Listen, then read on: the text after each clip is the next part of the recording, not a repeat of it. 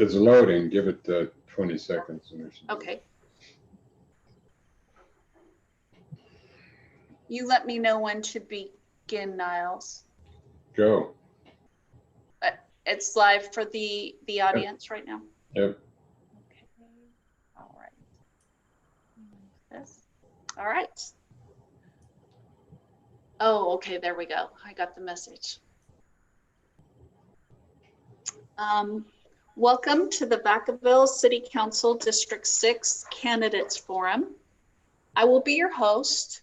My name is Julie Hartford, and I am Vice President of the League of Women Voters of Solano County. Tonight, we have so far 3 of the 4 candidates for District 6, from District 6, who are here to present their views for Vacaville's future. Leslie Batson will be our candidate forum moderator this evening. Before we begin, I would like to tell you a little bit about the League of Women Voters of Solano County and explain the format of the evening and the rules. First, the League of Women Voters of Solano County does not support nor oppose any political party or candidate. The purpose of candidate forums is to allow voters an opportunity to hear candidates discuss issues face-to-face to stimulate public interest in the campaign and to provide the candidates an opportunity to engage with their constituents. Tonight, we have 3 candidates from District 6. There are 4 candidates, and we have had a positive RSVP from each of the 4 candidates. However, Raymond Beatty had an emergency. He does volunteer work, and he is doing something else right now, and hopefully he will join us. If he does join us, he will just have to enter where he enters. But we only have allowed verified candidates to be part of this forum. This evening is a forum, not a debate. The difference is that in a forum, the candidates will be asked the exact same question. They will not speak to each other, but rather they will speak to you, the audience. We have asked the candidates not to refer to one another, but to focus on what they will bring to the position of city council member. There will be no follow-up questions. Sarah Chapman will be our timer. And the candidates will be given 3 minutes for their opening statements and 2 minutes to answer questions. The candidates do not need to feel like they need to use up all the time given to them. The order in which the candidates will get their opening and closing statements has been decided through a drawing. And after their opening statements, they will be given the questions in an alternating order. Following the questions, the candidates will be given 3 minutes for closing statements. During this time, they will be asked to give you, the audience, a way to contact them should they have further questions, or should you have further questions. This candidate forum is being held as a Zoom meeting. Additionally, it is being broadcast on YouTube live and recorded. If you are on YouTube live right now, thank you for joining us, and please feel free to put questions for the candidates into the chat box. Questions submitted during the forum will be screened and sorted for appropriateness, relevancy, and redundancy. Similar questions may be consolidated. Questions of a personal or inflammatory nature will be discarded. You should be aware, if you are on YouTube watching this, the candidates cannot see you or your questions. If you have feedback or suggestions for the League of Women Voters of Solano County regarding any of our candidate forums, we encourage you to email us. You can find our email address on our website, along with a lot of other valuable information. The views expressed this evening by the candidates are theirs and not the views of the League of Women Voters. The recording of this forum will be posted on the League of Women Voters of Solano County's YouTube channel. Additionally, there will be links to all our recorded forums on our website. The copyright for this forum belongs to the League of Women Voters of Solano County, which reserves all rights to the recording of this forum. No portion of the contents of this forum may be reproduced or otherwise used without prior written consent from the League of Women Voters. No portion of this recording may be used to promote one candidate or to oppose another in any way. Additionally, no portion of this forum may be used to imply that the League of Women Voters endorses any candidate. If the recording of this forum is to be used, it must be used in its entirety. That means from beginning to end. Now let's get started. I would like to introduce our moderator, Leslie Batson. The League of Women Voters of Solano County has a policy that moderators should not be constituents of the candidates who are speaking at a forum. Leslie is a Fairfield resident and has been gracious enough to be our moderator this evening. We've given her no formal training and very little notice. The League is pleased to have her here tonight as our moderator. All right, Leslie, I'm going to turn it over to you. Okay, well, welcome candidates. And when you're called upon to speak, make sure that you unmute yourself so that everyone can hear. We're going to begin with the opening statements, and each candidate has 3 minutes to speak. And you don't have to use the entire time, but that you do have a full 3 minutes. And the order of speaking has already been determined by a random draw. The first speaker will be Jeanette Wiley.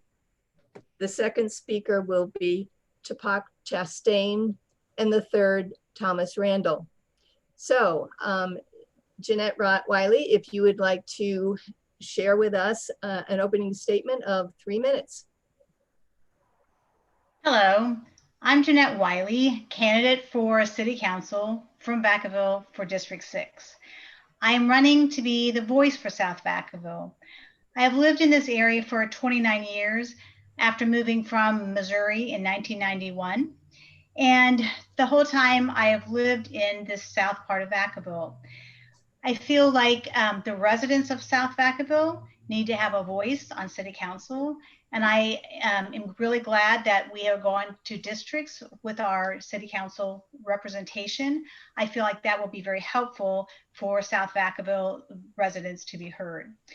It's important for me for city government to be open, transparent, and responsive to the citizens. Our District 6 is south of Alamo and east of Peabody, which is the same as the Travis School District. And I was a Travis teacher for 22 years. I had taught in Missouri previous to that. And so a lot of people know me from my time in the classroom at Cambridge and Foxborough. In addition to being the teacher, I was also the president of the Teachers Union. So I worked closely with teachers across the district and the school board and negotiations and contracts for 8 years. I'm also the president of my church congregation, and that's Shepherd of the Hills Lutheran Church. And I am on the Democratic Central Committee. So I feel like I have a lot of leadership skills that would be helpful on the City Council. I also have a history of working with a lot of stakeholders, and so I can work collegially. Even though I'm District 6, I would work with the whole city to do what's best for Vacaville. I've talked with residents in District 6, both in some small listening on the lawn sessions and going door to door. And I know that people want to have a full service city with more than just more houses and more traffic in South Vacaville. We are in the part of town that's growing, and we have got a lot of new districts coming in. I feel like our district needs to be fiscally sound, and we need to deal with our unfunded liabilities.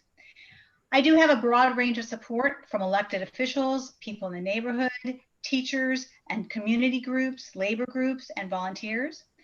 I really want to thank the League of Women Voters for providing this forum tonight so that you, the voter, can see and hear from the candidates who would represent you, because you hopefully will utilize your voice to vote when we have our absentee or in-person voting. So thank you very much.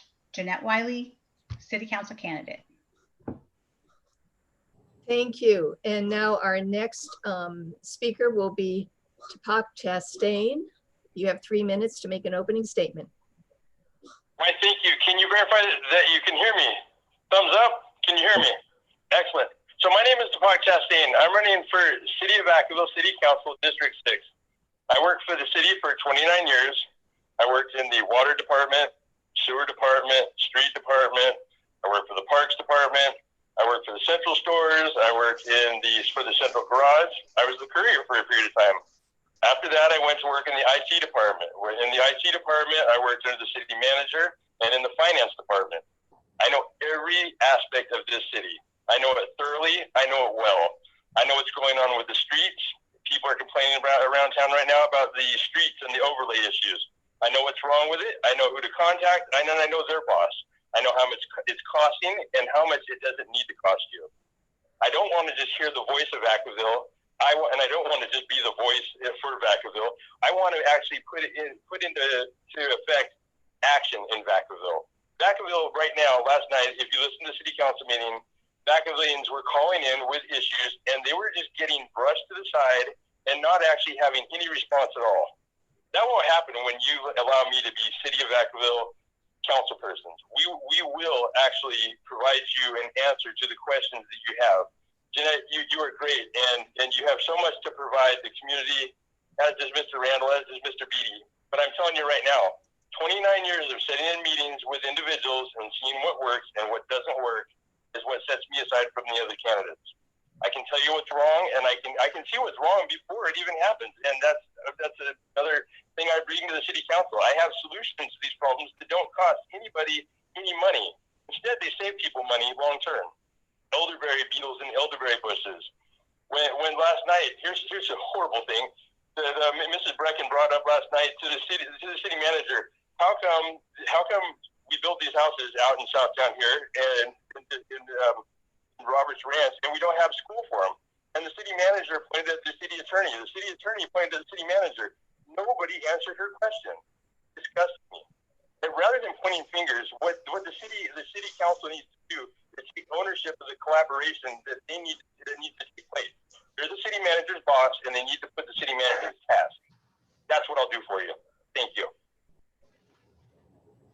Thank you. And now we're going to hear from Thomas Randall. And Thomas, if you want to unmute yourself so we can hear you. I'm on the left. Can you hear me on the Oh, okay. Okay. So you have 3 minutes. Okay. My name's Thomas Randall, and I'm running for city council in District 6. And in these uncertain times, my expertise in bringing what I have in Vacaville is I served 8 years in the military, so I'm a veteran, 4 years Army, 4 years Air Force. I've been with the Department of Corrections, so I got the law enforcement side of it, which has been for 13 years. All this, now my volunteer stuff is president of Airport Downtown Association. I volunteered for that. I was the president there. I was the board of directors for the Vacaville Museum. I am currently with the Airport Land Use Commission, which I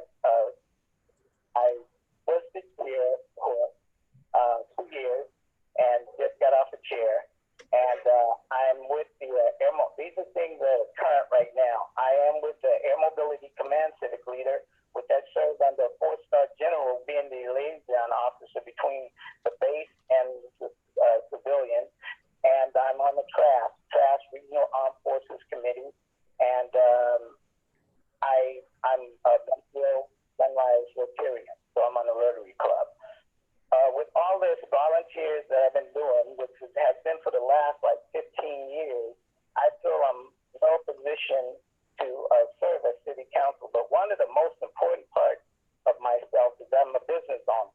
I own 2 businesses.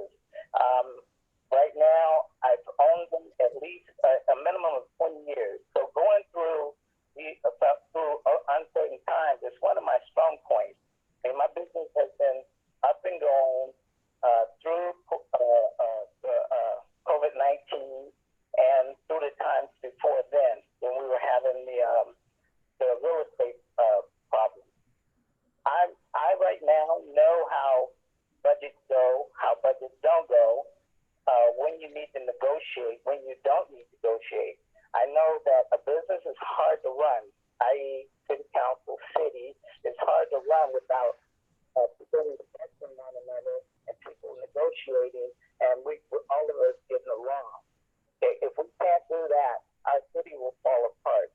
So I'm bringing that diversity where I feel that I could bring everybody to the table and we could talk about a situation and we can move forward. I.e. my motto is moving Vacaville forward.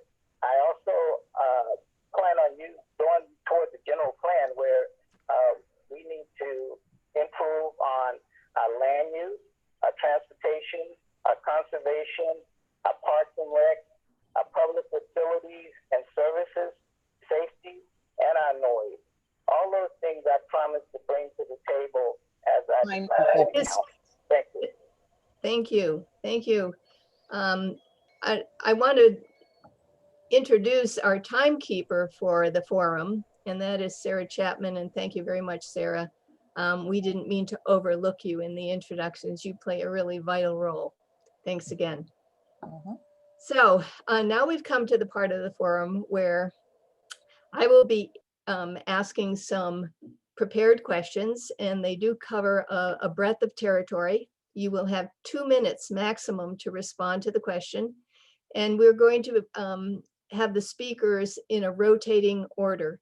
So because Tapak Chastain spoke second in the opening statement, he will be speaking first, and then we will have Thomas Randall and then Jeanette Wiley. And then with the next question, we will again rotate the order of response.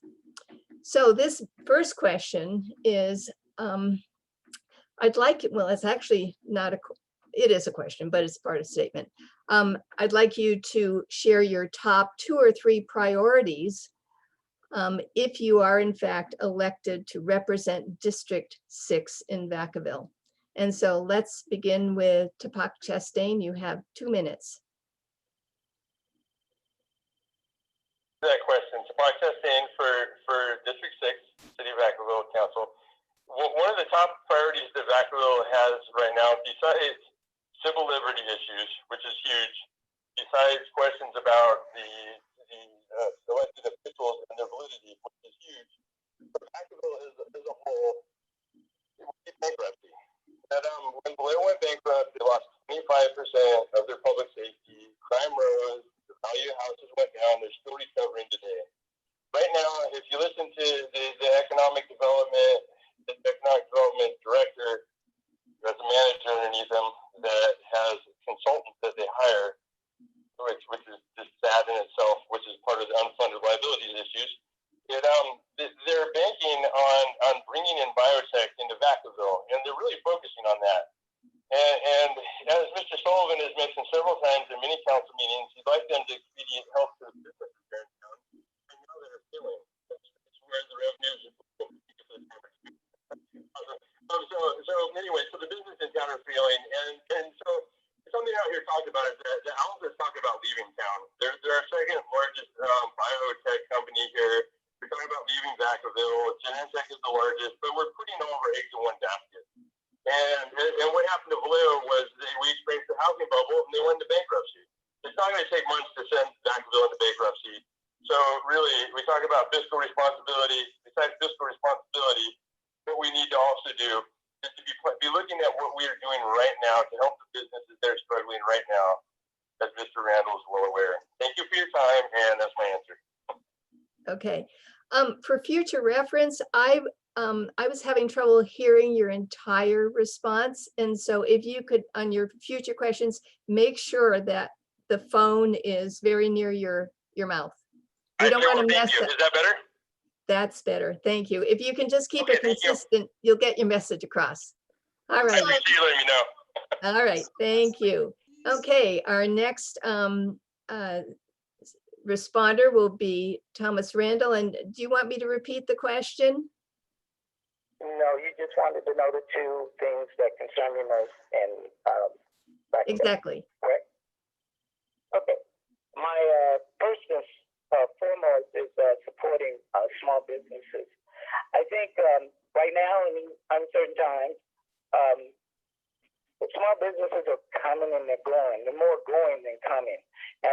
suffering a lot because of the COVID, of course, and everything's trying to go back to business as usual. But as we suffer, I want to make it more.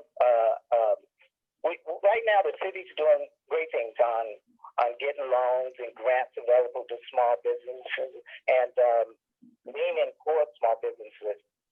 That all works, and that's all good. Okay, now we got to work on getting the people back out to the businesses because people are scared to come out to businesses because of the COVID.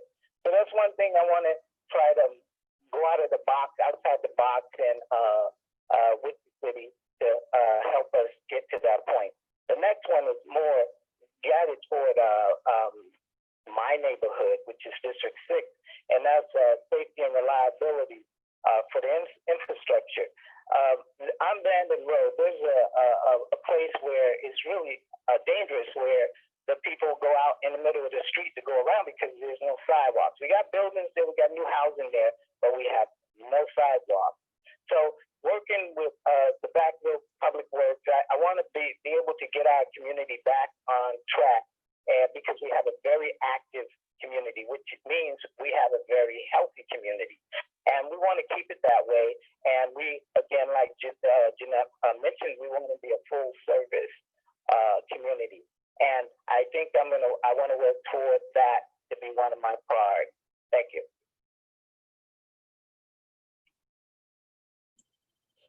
Okay, now we have our third responder, Jeanette Wiley. Do you need me to repeat the question? List 2 priorities we're looking for the city, I believe. All right. In District 6. In District 6. So for District 6 to be successful, and I think the whole city needs to be, and so one of my priorities would be to look at the budget and work toward having a balanced budget, because the grand jury report did talk about an unfunded liability, and the city has made progress toward trying to deal with it, but that is still an issue that we need to address. And I feel like before we can get the parks that we need and other things, we have to look at how the money is being spent. So dealing with the unfunded liability is a big issue. We need to have a balanced budget and set our priorities on what we need for our city. Currently, we are spending about $3 million more than we're taking in, and you can't continue to do that and have a successful city. So we need to take a good look at all the costs and where can there be any changes done with the least amount of change we wouldn't want to change any services. And along with that, we need to look at a revenue stream so we have more money coming in, and we need to look at the amount of fees and taxes that homeowners pay, particularly new homeowners on their property taxes. In Southtown, the fees are really high, and they escalate 3% each year. And these are special fees like Melrose and these CFDs, and they really add up for the homeowners in District 6. So we want to have fiscal health, and it can't just be from the citizens. That's why we need another revenue stream. In order to meet Vacaville's goals of ensuring public safety, strengthening the local economy, protecting the quality of life, and maintaining efficient and effective services, we need to have fiscal health. Okay, thank you all three. Now we're moving on to another question, and a lot of the questions I'm going to be asking are kind of issue focused. And the first one is going to be dealing with racism, policing, and diversity. So the order of responders will be Thomas Randall, Jeanette Wiley, and then Tupac Chastain. If I mess it up, you just kind of let me know. All right, so the question is, racial equity in law enforcement has become a concern across the country. Do you feel that this is an issue in Vacaville? If so, how would you address it? And how would you work to bring diverse groups together to build a more unified Vacaville?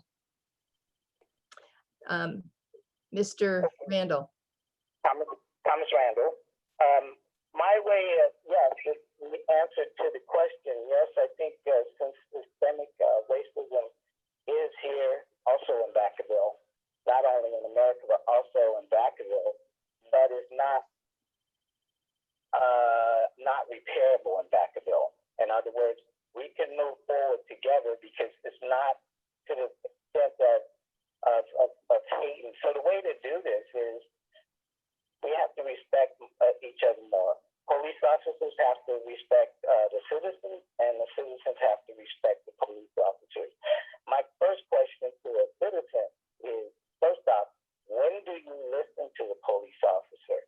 Okay, once you get to that part and understand that they're there to do a job, I suggest you would listen to them first or do what they say. Once we do that part, then the rest is up to the police officer. The police officer has to learn how to respect that citizen. And I mean, with a personal experience too, I've had that where officer really talk down to you like you're not a person. And that is really demeaning. So I would talk to the chief and chief of police, Carly, which I think we got again, the best chief of police around. Okay, by all means, he's just the greatest guy you can meet. But, and I know he loves to communicate. He's a man of God, and I know this. And I know he loves the city. And I know if you sit down and talk to him, and you bring reason to the game, and you bring things that are concerns to you, I know he'll come up with an answer for it. That's his police department. So my part would be to get that, bring those groups together. We already have groups out there right now that we meet with. I mean, that a police department meets with right now, and to just put a post on the neighborhood or the post on the city. And I think, Mr. Randall, your time has expired. okay, Okay, thank you. thank you. All right, Jeanette Wiley is the next to respond to the question. Do you need me to repeat it? Yes, I would like that, please. Okay. Racial equity in law enforcement has become a concern across the country. Do you feel that this is an issue in Vacaville? If so, how would you address it? And how would you work to bring diverse groups together to build a more united Vacaville? All right, thank you very much. Jeanette Wiley, District 6. I do feel like racism is a reality everywhere, and it is also a reality in Vacaville. Do I experience it? Not really very much, but I do believe that a lot of people in Vacaville do, and that's why they've been calling into the city council meetings for the past several months to say, we had a town hall, but we weren't really listened to, so please listen to us. So you can't say, oh, it doesn't exist in Vacaville because we say it doesn't exist in Vacaville when there are a large segment of people that really feel unheard. And I totally feel that people of color are never sure how a simple incident can change quickly when we have seen that so much across the country. And again, people calling into the city council have been talking about incidents that happen here. I know there's two sides to every story, but we need to hear both sides and they need to talk and really listen.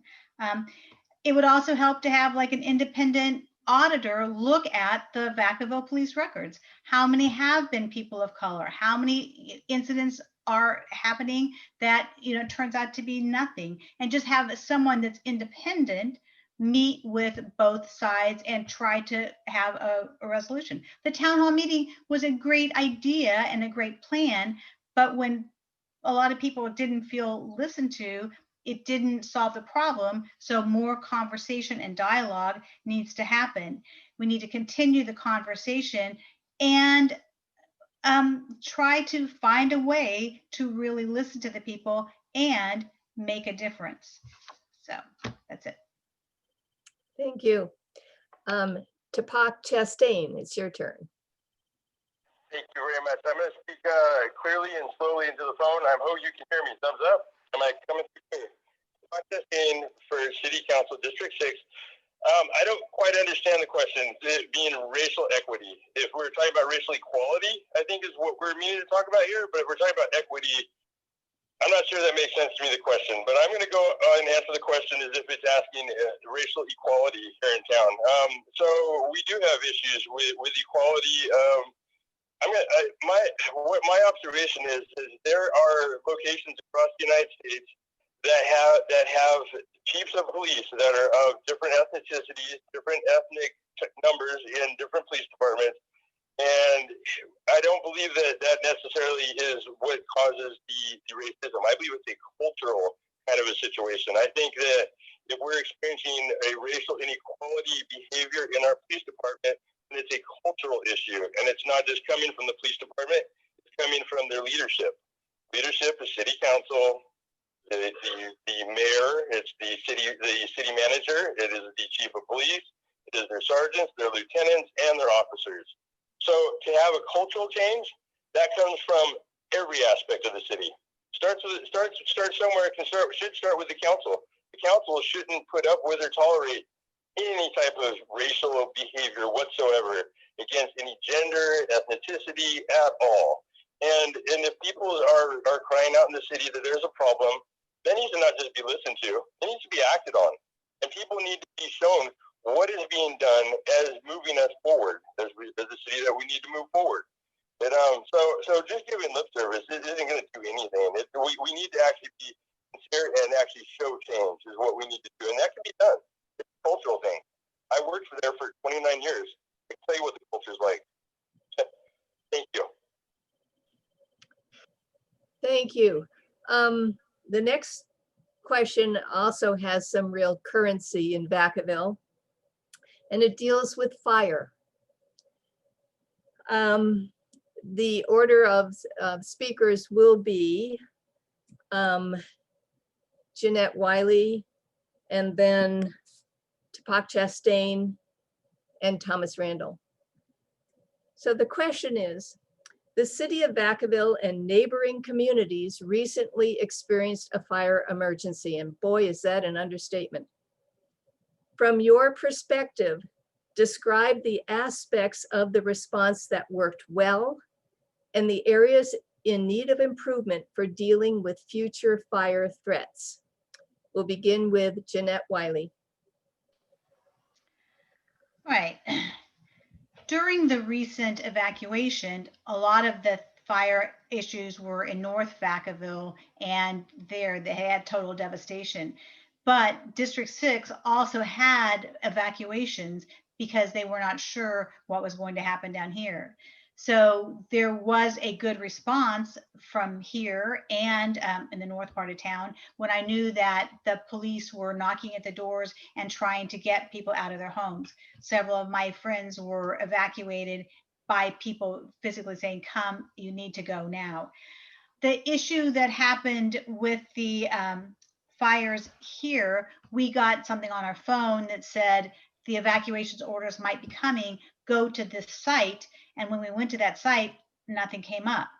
And so I talked to my son about it, who said, well, it was because everyone was trying to go there at that time. It just clogged the system. So like an hour later, I went to that same email and went to that site and it worked. So there is an issue that we need to work on trying. If you're notifying a lot of people at once, how do you have the capability to do that? The other issue when we evacuated here in South Vacaville, as I said, we're almost all houses, very few businesses. And when Peabody was closed going south and Interstate 80 was closed going west, we could only go east or north. And really there's only one way out, which was Nut Tree. So while people were evacuating in my neighborhood, the streets were clogged because people couldn't get there. And my friend called an hour later and said, I'm still 10 minutes from home, but it was an hour later. So it was really hard with the notification and the streets. But I do feel like our firefighters and first responders worked really, really hard doing their best in a difficult situation.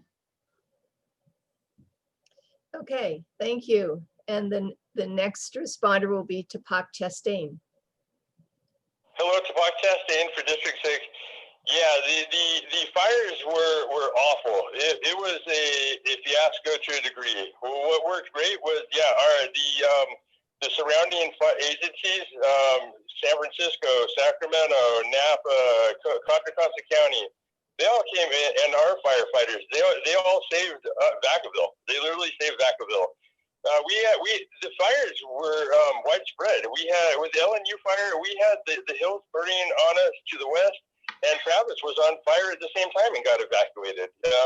So many different fires were around, and it was awful. The issues that failed were Mr. Wiley was referring to. It's the reverse 911 system. I helped put this system in. It's something they've been working on for a while now. The reverse 911 system was not utilized correctly. The PIO for the City of Vacaville recently retired, Mark Mazzaferro. He was a great guy. The word wouldn't have went out as horribly if he was still here. We had the fire chief who was assigned to be the interim PIO. He couldn't be focusing on fighting the fire and getting the word out to people. That should never been tasked to him. The city manager should have taken care of that ahead of time, and that should have been something done with the Emergency Operations Center, which is another place that I helped put together, the Emergency Operations Center. So what my proposal is that they stream out of the Emergency Operations Center when we have an emergency here in town. We're not going to do anything about I-80 and the bottlenecking. Every time there's something that happens on I-80, Vacaville backs up. Vacaville comes to gridlock, and there's craziness here in town. What we need is good communication so we don't cause panic, so we don't trample each other trying to get across town. That's what we're lacking. Communication, leadership, accountability. We all are feeling it. That's why so many people are in District 6. Thank you. Thank you. Thomas Randall, it's your chance. All right, Thomas Randall, District 6. I think the fire department did the best job that they can, and they were great. In my district, in particular, District 6, we did have a bottleneck. I'm in the newer development down there, and Landon Road was socked in. I have two problems. One is it took me 30 minutes to get from one block from Landon to my house. It took me 30 minutes to get that, just one block. That shouldn't be. I think because of where we are now and everything's new and everybody's running around, I think there should be, going forward, a plan. And my plan that I would suggest is a Fry Road plan. Send everybody out in the neighborhood down Fry Road. That will ease up a lot of the congestion in the neighborhood so people can think. I think if we get them all down Fry Road, and then you can come back from there, because you can get to Sacramento and wherever you want to go down Fry Road. You get a lot of cars down there. Then our neighborhoods wouldn't be congested, and we'll have people out of the neighborhoods. I did not get a notification, so I still have a question on that. I was going home. Everybody, I just found out 2 Sundays ago that my neighborhood was evacuated. 2 Sundays ago. That's after the fire. I was going home, went home, and talked to neighbors, and neighbors said, "Hey, our neighborhood was evacuated." I was like, "Really?" I had no idea. So I worked on how we could communicate that better over cell phones, because everybody's not sitting home waiting on a police officer to knock on the door. I wasn't. My wife wasn't. So I would work on, 1, getting that bottleneck taken care of, and 2, communication better. Thank you. Thank you very much. All right. The next question in the order of answering will be Tupac Chastain and Thomas Randall, and then Jeanette Wiley. And there are social issues in Vacaville. Not surprisingly, they're all over our country, and 2 of them are homelessness and food insecurity, 2 areas of vital concern in Vacaville. How would you address these specific needs in your community? I'm sorry, what kind of insecurity? Food insecurity. Food insecurity. Okay, thank you very much. Well, Yeah, so the homeless issue in town. So I was just at the transit center speaking to some people that were homeless here in town. You know, the city's response right now to people not having a place to go to the bathroom over at the transit center is to keep the doors locked at the bathrooms in the transit center. So the city isn't actually making any accommodations for individuals to take care of personal hygiene needs at all. So if they normally, so I used to work at the community centers quite a bit doing IT stuff, and they would use the bathrooms there, and they would get kicked out for using the bathrooms there. So number one, the city needs to be able to provide places for these individuals who have nowhere else to use the restrooms or do hygiene stuff, to take care of hygiene stuff. It's humane. The food issue.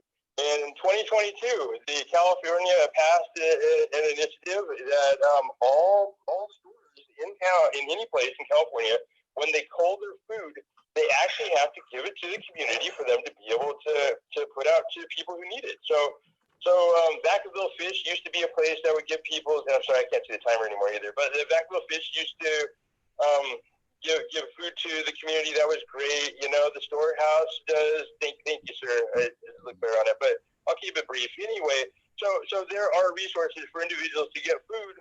I've been in a food blind myself recently, and I tell you, I speak with homeless people. Is that it? Or was that a call coming in? That was it. Yeah, it's an issue, and there are easy, viable solutions, you guys. There really are. You have 14 more seconds, sorry. No, that's fine. Thank you very much. That's fine. Thank you.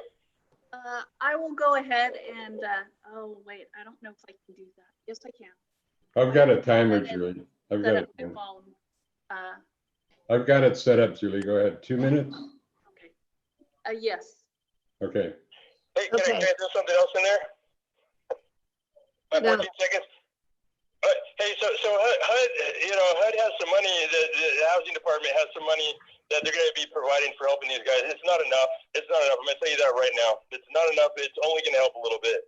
The houses that they got planned, it's just what beginning of what Vacaville needs. Okay, thank you. Thomas Randall, you have 2 minutes. Thomas Randall. I feel the homeless situation is, I've talked to a lot of homeless people, know of them, a lot of them that I speak to on a daily basis. And a lot of them want to be where they are, because a lot of things that the city's providing, they don't want to take advantage of it. And I don't think we could do much about that. I've been trying to figure out how do you combat that? And I don't know that answer yet, because it takes the individual who want to get something done. Okay, I work with my food ministry at my church, at First Baptist Church, and we put shout outs for food all the time. We get a lot of food in, and I volunteer, and we give it out. I think the communication and where the food is available is a very important thing. I don't know if that's getting out there, that the food is available for people. We at First Baptist could accept a lot more people. We really want a lot more people to come. And that's for people that are homeless, that people that are not homeless, for the elderly. Just come to First Baptist and clean us out of food. We want to give everybody food. And they do have other food ministries around, and I think that's a beautiful thing. And hopefully everybody can get fed at least. Thank you. Sorry about that. Okay. Yeah, Niles, if you can find a place where it's visible and stabilize it. We keep seeing a white screen for the timer. Yeah, no, I haven't figured out how to switch that, but Okay, you can fix it while I'm giving the next question. we're gonna. Up. I haven't answered my question on that yet. Oh, I'm sorry. Thank you for jumping in. Okay, All Jeanette right. Wiley. I just don't know how I'm gonna, so is he starting the timer so that he'll show me? Okay. I'm starting it. We're not. Okay, great. All right, so I am talking a little bit about homelessness and a little bit about food insecurity, and both of those are major issues across the nation and also here in Vacaville. And I'm afraid to say they're only going to get worse with the COVID-19 and more people, you know, losing pay and being out of they're out of money. I do feel like the homeless is an issue that you can't just say, oh, here, do this and you're no longer homeless. You have to really look at the whole person. And I think we need to have counseling and mental health services available for them. And we do have, our police program has a community response unit, and that should be helpful. We just need to continue to work with people and try to get them into a situation where they can be successful. And you really have to get housing first and then get social services to go with them, and to keep data on who are the people that are always out on the street and how you can try to meet their needs. For as far as the food insecurity goes, there are a lot of programs in Vacaville for both homeless and the people that are hungry. So we need to kind of coordinate those programs and see who's doing what. So I do usually work at, you know, Epiphany Church on Friday night when my church, our church, serves meals on Friday and once a month. And then tomorrow I'm going to work at the food bank. So there are quite a few programs. I just think people aren't always aware of where they are or what they are, or, you know, they might not have transportation to get to that place. And the city council generally has been talking about, you know, senior meals, and then we have Meals on Wheels, so people need to coordinate things together. So basically organize what the programs are available and let people know so that it can be most efficiently used. Thank you. Are people able to see the timer? I mean, Not it very keeps well. disappearing for me. Yeah, Niles, can you just get it angled so that we can see it? I'm All trying I to see is figure a white out. screen. The closer it is to your screen, the better it is. When it's farther away, it's harder to see. But if you put it right in front of the screen, it makes it better. I know the problem is it's give me a sec. Okay, well, we'll start on the next. Yeah, let me start it. Okay, I'm going to ask the next question and give the order of speakers. And here's a little interesting one about cannabis. And cannabis dispensaries are a potential but controversial revenue source for cities. What are your views on the sale and cultivation of cannabis within Vacaville's city limits? And in your answer, please state your position on Vacaville's ballot measure V, the proposed general tax on cannabis and hemp businesses.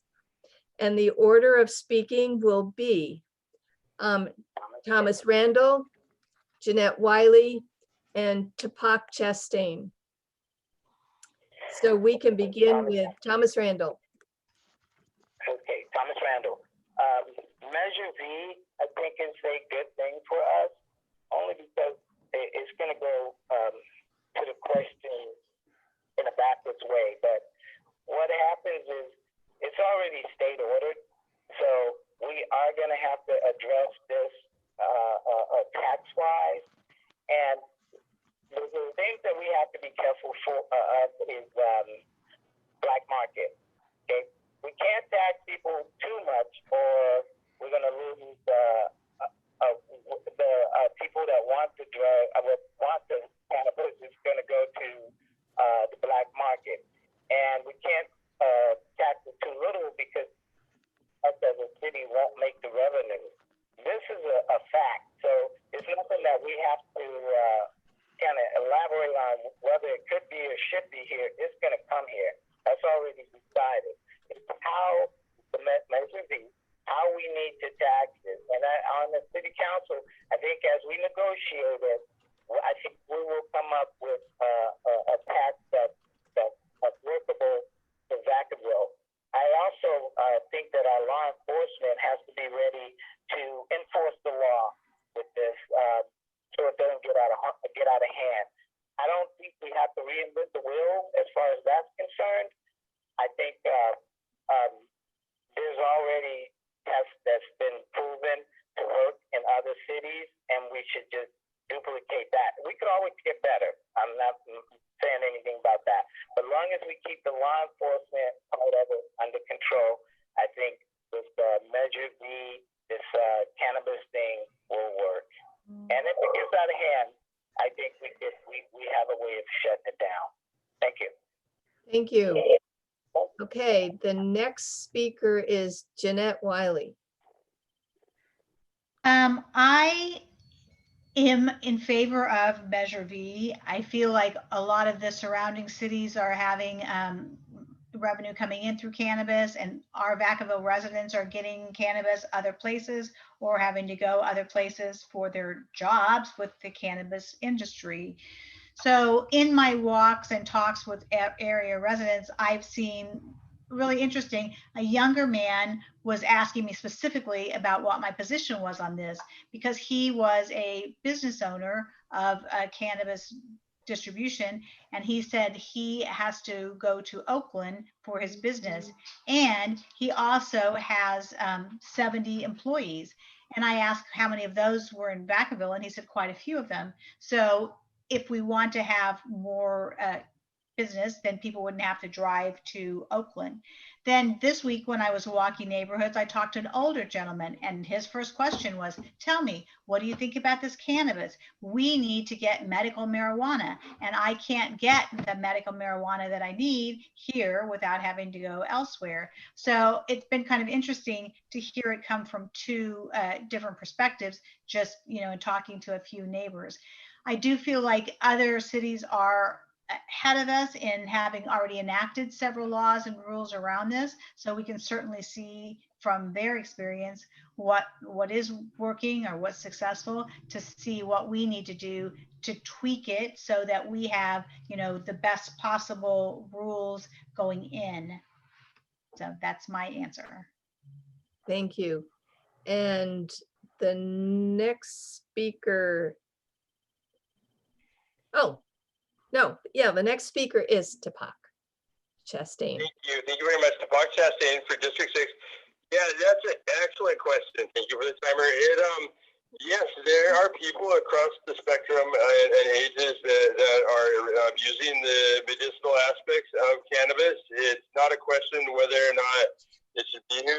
As Mr. Randall stated, it's already here. People are going outside of our community for it. I think this is a tricky question.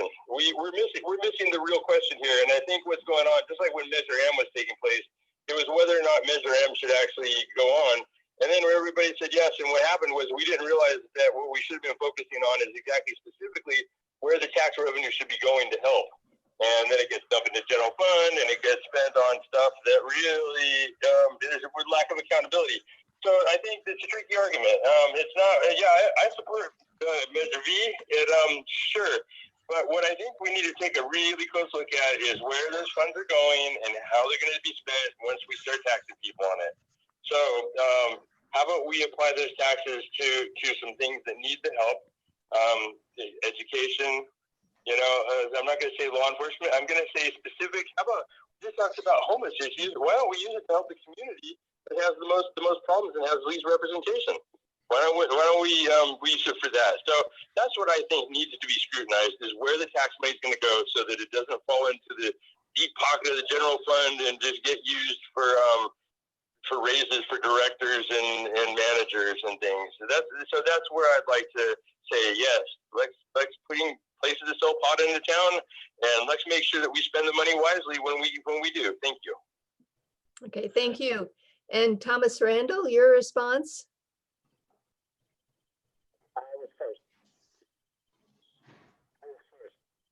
He answered that first. Now we're ready for the next question. Oh, you're right. I'm glad you guys are on the ball. This is a testament to your capability as candidates and perhaps future council members. I'm not running. All right. The community does not need to have to worry about that. We have across the country economic challenges facing all the communities. And in Vacaville, the question is, what is your vision for the economic growth of the city of Vacaville? And what factors need to be considered to improve the economic vitality of the city? And the order of answers is Jeanette Wiley, Tapak Chastain, and Thomas Randall. Jeanette. Hit the You're right muted. button there. All right. So when I was answering the fiscal question, I talked about economics because you have to have a strong economy in order to be fiscally sound. And we do have a large number of small businesses in Vacaville, and they are having a lot of issues right now with the, the COVID and having to be closed for many times.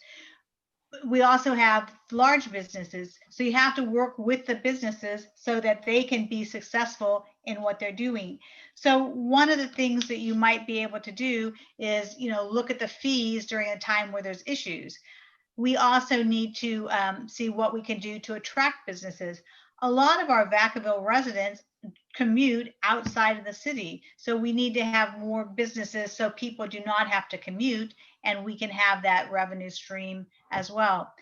I do feel like we are working toward that end, but we don't always have a lot of new businesses coming in. So that is one thing that we should continue to do. One thing you could do is like do zoning ahead of time so people know what things are zoned for. So if a new business wants to come in, they know this area is zoned for this. So it's you don't have to do that business zoning decisions after a business has been selected. Particularly in the District 6, there's not a lot of businesses that are real close or shopping. So I think developing that area around the golf course to have some businesses there and shopping, and then some maybe mixed use housing things is a good plan for the Vacaville area near the golf course. So there's a lot of things to do, and I would be new on the city council, so I would be interested in hearing a lot of other ideas as well. Thank you. And the next speaker is Tapak Chastain. So economic stability here in town. So we talked about how the city's planning on going full biotech kind of city, and that's great if it actually comes to fruition. There needs to be a backup plan that will keep the city from basically going under financially when something like COVID happens. Yeah, the COVID issue really kind of frustrates me with what's going on with the business around town. The place that I've seen that hasn't lost any business or shut down at all has been Walmart. Walmart's been allowed to stay open this entire time and without even a flinch and so my question has been over and over: Walmart can do it. Why can't any of the other businesses? So why don't we just apply the same regulations and guidelines that Walmart's using? Since nobody up in the governor's position is willing to touch Walmart and let them stay open, why don't we just stand up for our businesses as a city and say, hey, look, Walmart gets to do it. We let these guys do it too. We use their same standards and guidelines. It's either that or Walmart is infecting the world with COVID. I mean, that's what I have to say is that, Walmart is doing it. We need to allow all the other businesses do it, just like we're letting Walmart do it, and the city needs to get behind the businesses. As far as looking towards the future, yeah, Leisure Town is a mess. It's a fire hazard, and the city should be ashamed for letting that happen. But no, typically speak to the issue of financial stability in our town. We need to have some diversity here, and it needs to go beyond just biomedical. Years ago, we had basic onion processing plant, and then we had I can't see the timer, so I think I'm down to 1 second now. Anyway, so we put our eggs in one basket. It really doesn't work for us. We need diversity, and if we need to stand behind our businesses, and that is your council leadership that needs to do it. I commend Mr. Sullivan for over and over trying to champion that too. Thank you. And Thomas Randall.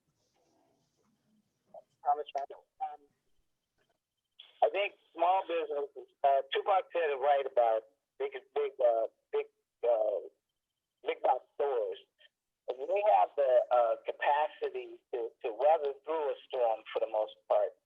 Small businesses just don't have that luxury.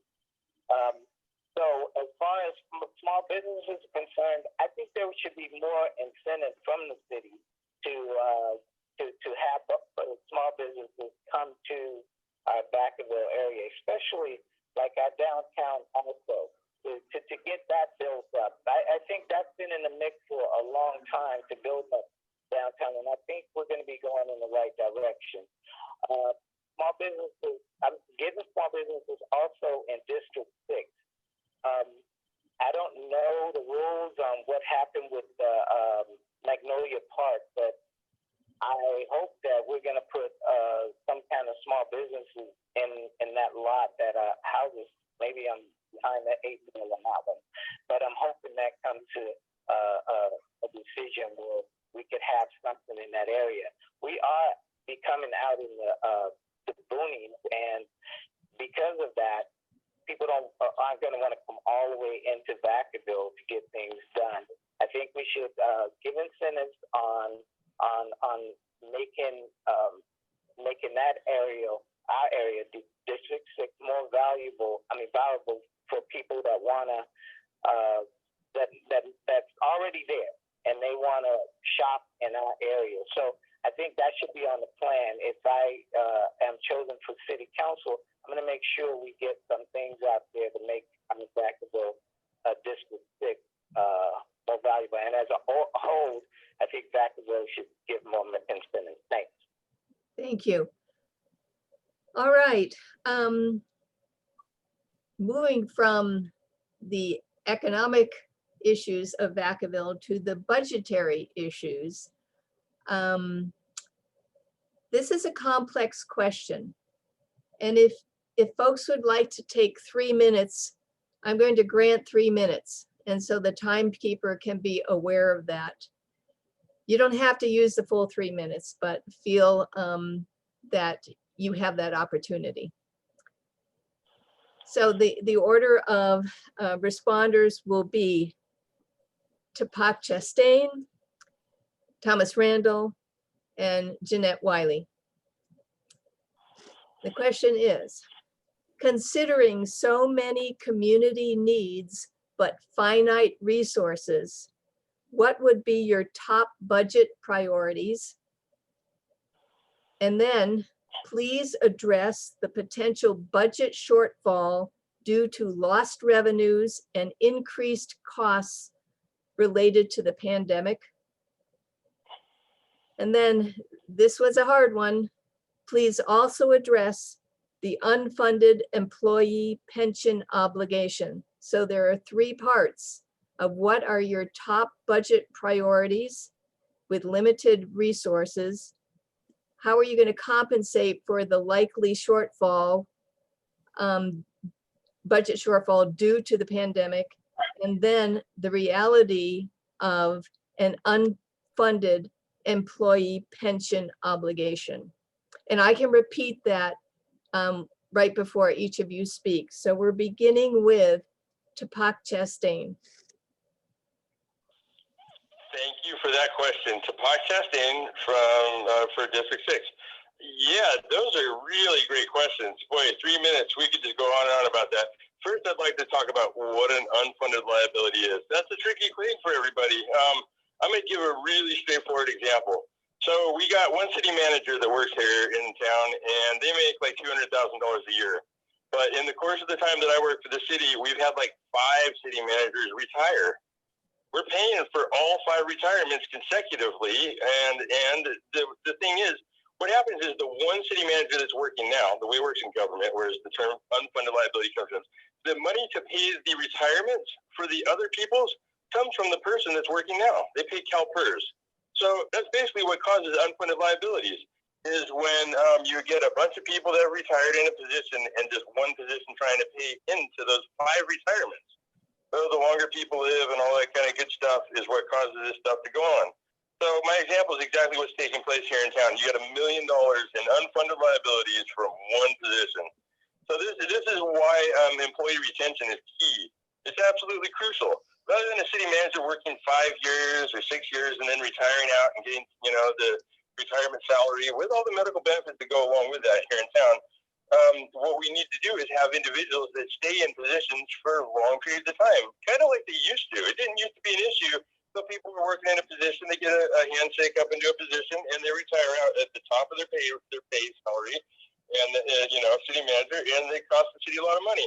So employee retention, and not only that, weeding out the really bad managers that really are just retiring out after retiring out. It's a city culture thing. You got poor management, poor leadership, and people want to get out of there, so they do as early as possible, and it just is a chain. It's a cycle.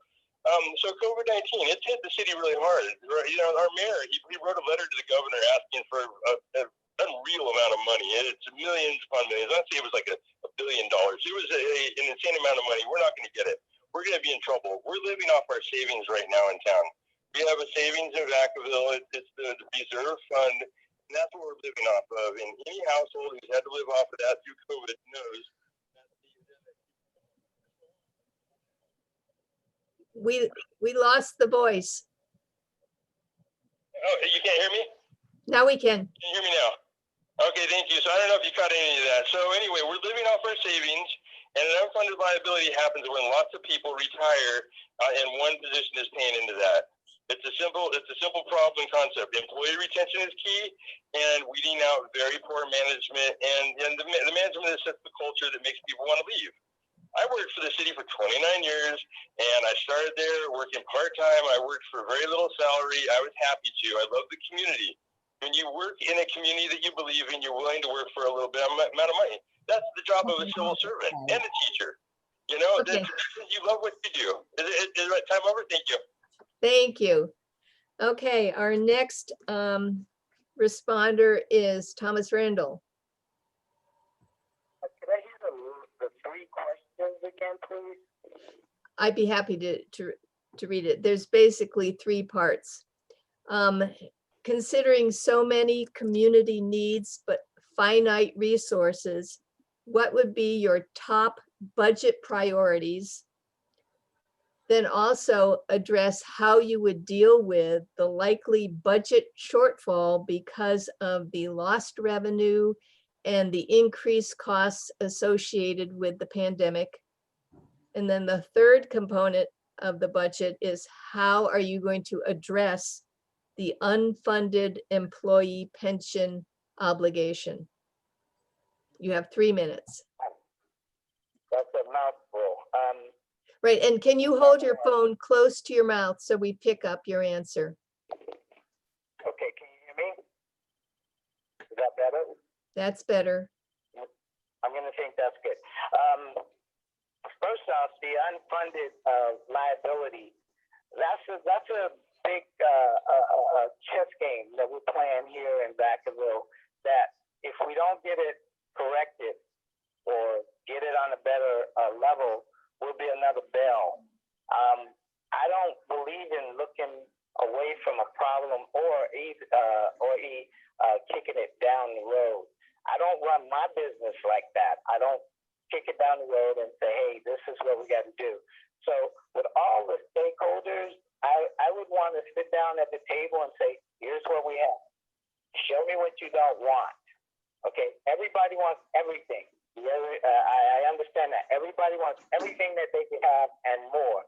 So my way of handling that is I'll sit down and I'll talk to people and negotiate what we want to get rid of. If we don't get more businesses to produce more revenue in Vacaville, then we won't be getting more revenue. I don't think we can tax ourselves out of this situation. Maybe that's an option, but that wouldn't be an option that I would want to use. I think the unfunded liabilities, again, I have to really negotiate with our unions and for our pension plans to see that with the union. So I could see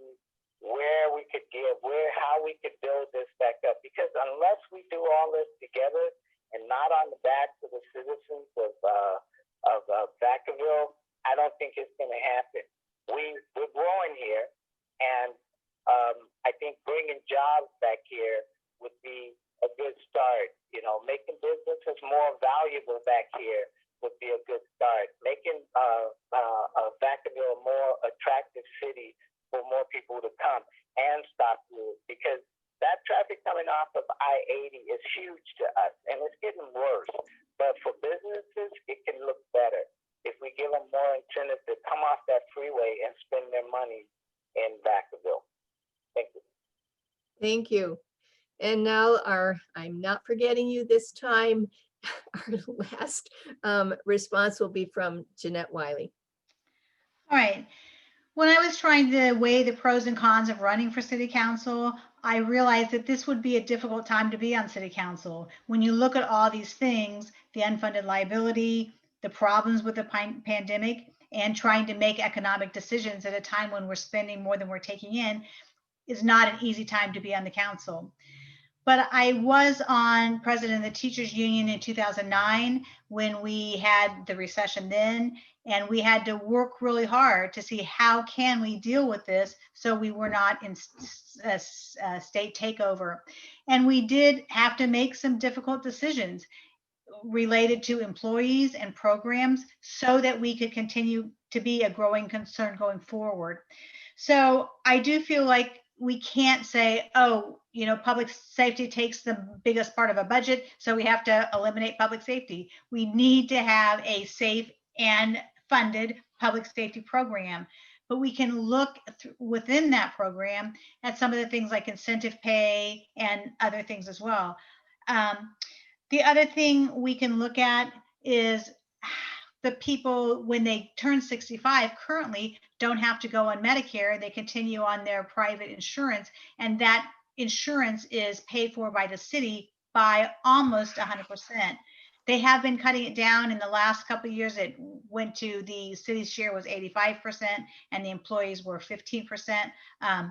But that's only for the new employees coming forward. So we're still paying 100% for current employees, and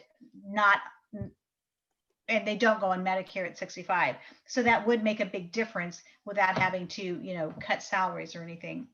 As far as the shortfall goes, you have to really look at the reorganization. The city council did just have a big reorganization, but I'm not sure if it's really saved any money or just you moved people around, because some people were just promoted, and so it just is kind of odd the way they did their reorganization. I do feel like what we need to do to deal with the unfunded liability is to look at the total cost for programs also, and you have to still offer services for the city. One thing that hasn't been mentioned tonight is Measure M. The voters passed Measure M to have better parks, to have improved senior centers, but it's currently going to, you know, pensions and general fund. So people want to have parks and other amenities. So we need to find a way to provide that as well as the other things. So I acknowledge this is a difficult problem. I will say I don't have any easy solutions, but it will take all of us working together, all 6 districts and the residents, to find an answer. Okay, thank you.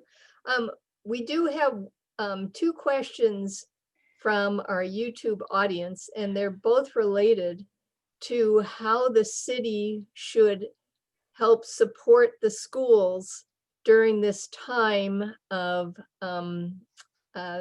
uncertainty with COVID and uncertainty of how to get children back into school.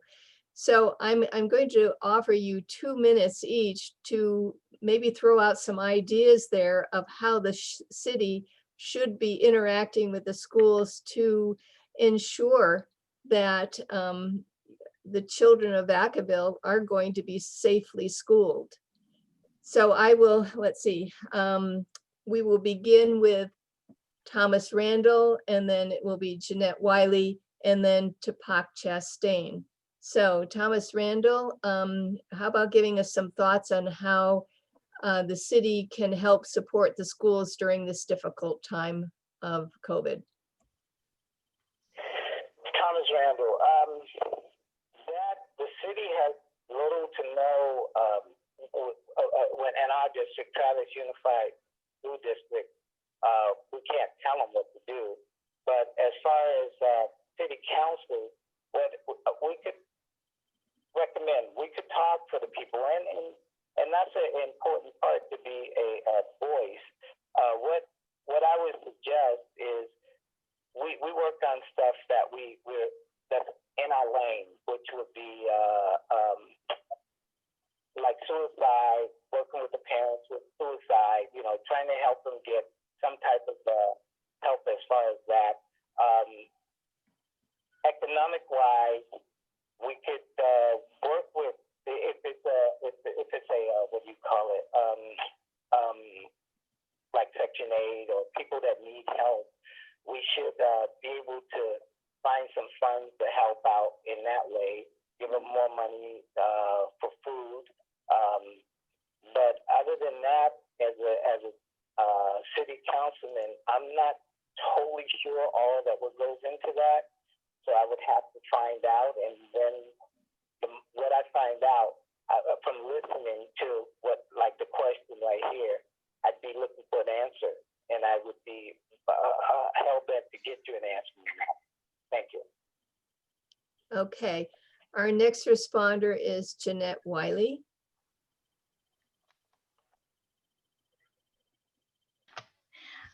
I have been a teacher at Travis for 22 years. I retired 2 years ago. And 2 of the schools for the Travis district are in District 6, Foxborough and Cambridge. I taught at both of those schools as well. But a lot of times people in Vacaville talk about the school district, because they really feel like Vacaville Schools is the only school district in Vacaville. So that is one thing I would like to work with, to make sure that everyone is aware that while Vacaville has their schools, the Travis district, Cambridge and Foxborough also needs support as well. So an example of that is, I think that the TJF program is a really great after school and before school program that the city provides for a cost. And, I had my kids in it when I was teaching as well. And they have ongoing programs during the day now at a couple of the Vacaville schools. And so they provide, help with homework and a place for kids to go when their parents have to work, which is excellent. I'm so glad they've provided that. But there's not one for Cambridge or Foxborough. And I did just ask, and they said, well, no one was interested. So I feel like a lot of Cambridge parents could take advantage of that. So I really feel like, as Randall said, there's not a lot of things that the city council can do, but they can just help with better communication so that there's an understanding of the school district and the city council, because I also think that the Vacaville schools doesn't have a great relationship with the city council as well.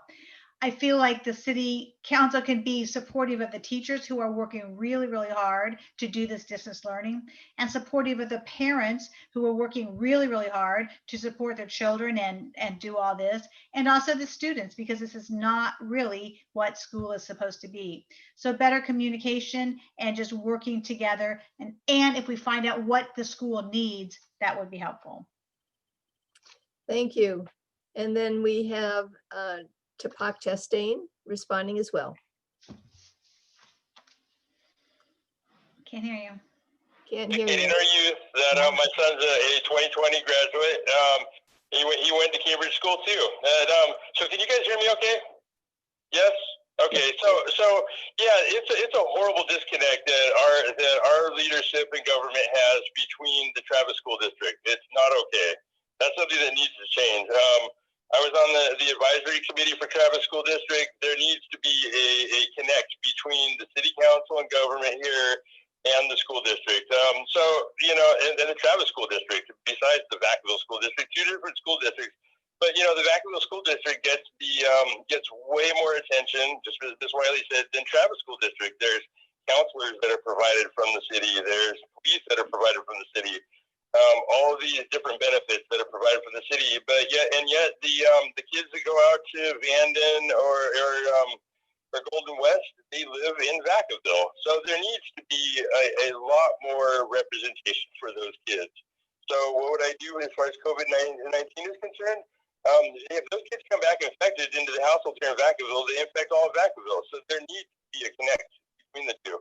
So hey, I would love to sit on the board on the board with the advisory committee and with the Travis School District Board to work with them on how we're going to organize that to have kids be able to get back in school safe, and so that it's safe for the community at large.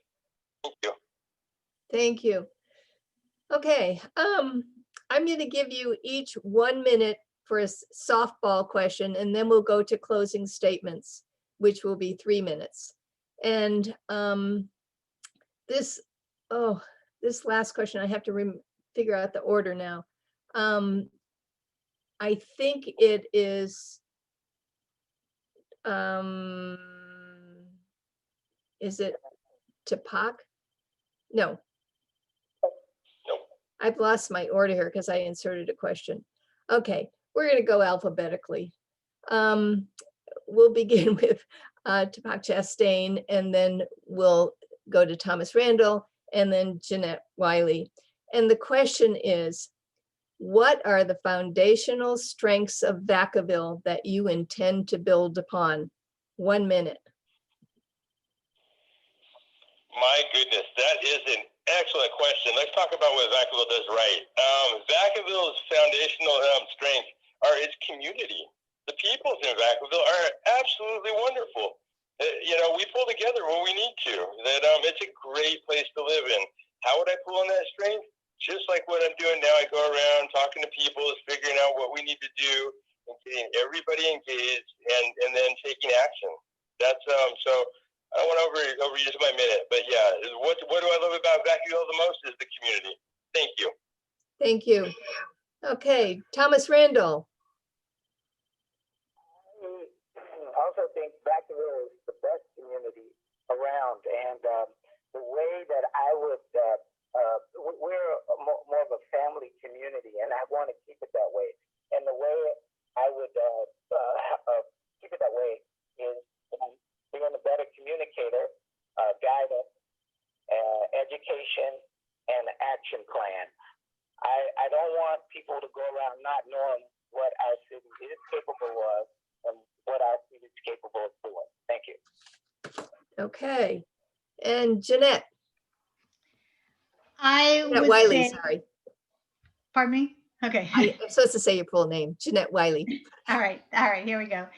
I do feel like Vacaville is a good place to be. And in going around and talking to people, when I say, do you have issues with the city? Most of them say, oh, no, I like it here. Or I came from Vacaville. I came from Fairfield. I came from Vallejo. No, we really like it here. So I think people are genuinely pretty happy with being in Vacaville.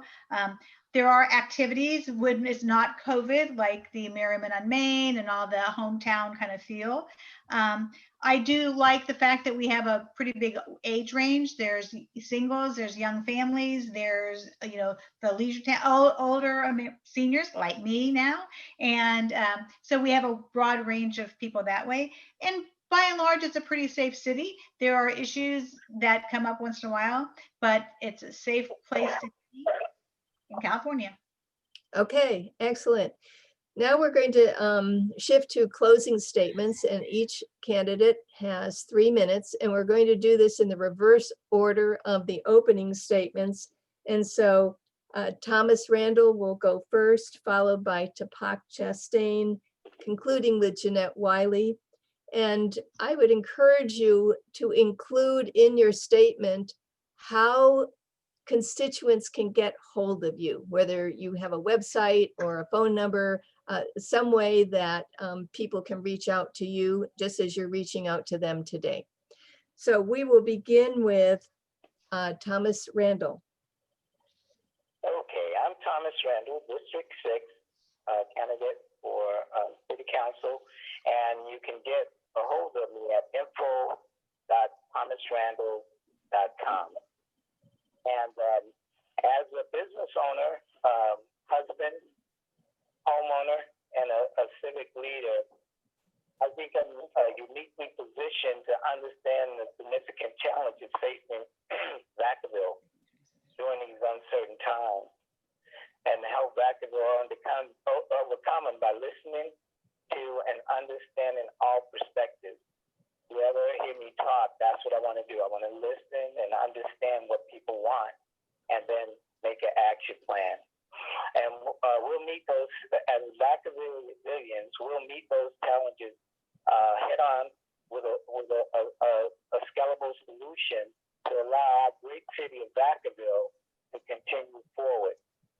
Vacaville, like we mentioned before, is a wonderful place to live. I don't think any candidate out there is trying to destroy that. But the experienced candidate, and I don't mean who's endorsed candidate, I mean the experienced candidate should be the one that lead us forward, because we are in challenging times. We're in times where if you haven't been tested, here's the time you'll be tested at city council. And I think with my experience being in leadership, being a civic leader, being around the county, speaking for the county, speaking around all the states, I think I could bring that to Vacaville and use it as my city council. I think I'm a great communicator, and I do think that I should be elected as city council of Vacaville. Thank you. Okay, so now we have Tapak Chastain, 3 minutes. Hello, Tapak Chastain, running for City Council District 6. Thank you, everybody who's out there watching this evening. I really appreciate it. Thank you, Women's League of Voters. Thank you so much for hosting this for us tonight. This is absolutely wonderful what you're doing for us. Thank you, Mrs. Batson. I really appreciate your moderating for us. And Mrs. Chapman, absolutely a pleasure and an honor, guys. I worked for the city for 29 years, and I worked in every department and sat in so many meetings. I sat there right at the city manager's conference table and in so many countless chamber meetings, and everything from planning commission to every aspect of government. I built the dispatch center twice, the EOC center, all the different communications you see around town, the wastewater treatment plant, every aspect of this city I have worked in and on. And I can tell you, it's having some problems right now. It's having some serious problems right now. It hasn't hit rock bottom yet. And that's where I think that we can make a change right now. It's a 2-year position for District 6. So this is a great time for people to go and put somebody in office and see if they can deliver and they can do what the Vacaville needs them to do. And if not, place them with somebody else. So whoever gets this position, Mr. Randall or Mrs. Wiley or Mr. Beatty, in 2 years, we're going to have another opportunity, guys. So I think that's actually a very neat thing. It's a great thing, democracy in action. We got some serious issues. We have some civil liberty issues in town that are unreal. We have some issues with people appointing themselves that are being appointed to positions that are unreal. They're actually embarrassing. Those need to be addressed and now. And so what I'm asking people to do is to give me a shot and prove what I've been saying. You can go to my Facebook page, Tapak Chastain. It's a Facebook page. Oh, where's my timer there? I've got 57 seconds.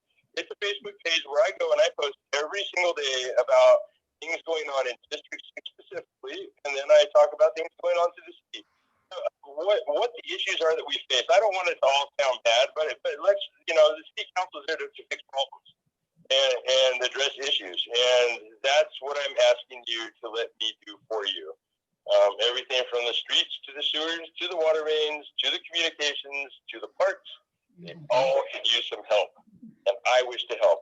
Tapak Chastain, District 6, and Tapak Chastain on Facebook. You can email me at tapachastain@gmail.com or simply votechastain@gmail.com. Thank you for your time tonight, everybody. Thank you. Thank you. And we'll conclude with Jeanette Wiley. Hi, I'm Jeanette Wiley from District 6, and I want to thank you for the opportunity to be here tonight with the other candidates. And also thank you, League of Women Voters, for your other work with candidates across the county. I'm eager to see a change on City Council, and I think having 7 members instead of 5 will be a good change. And I think when Vacaville District 6 is successful, all other districts will also be successful, which will help Vacaville.